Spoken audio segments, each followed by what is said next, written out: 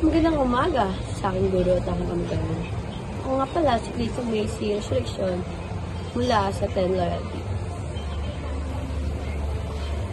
Sa maikling sandali, inayos ko lang iparating sa inyo ang aking ideya tungkol sa mental health.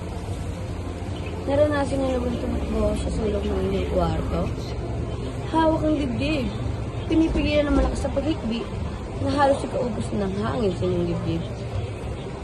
Ilan na nga ba dito ang pilit na tago ang unang nararamdaman sa takot na baka hindi maunawaan ng nanay at tatay?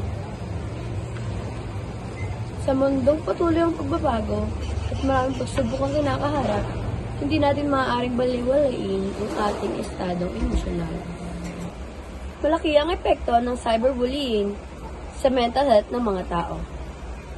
Ayon sa pag-aaral, malaking porsyento ng mga estudyante ang nakararanas nito.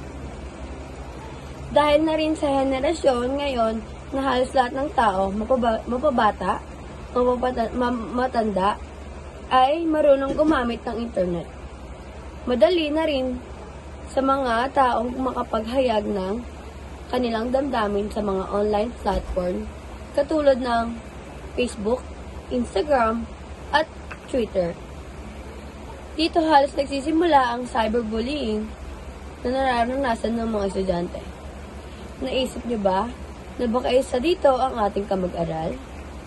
Tayo mga kabataan ay may mas bukas na kaisipan ukol sa negatibong cyberbullying. Tayo na ang tumuldok dito.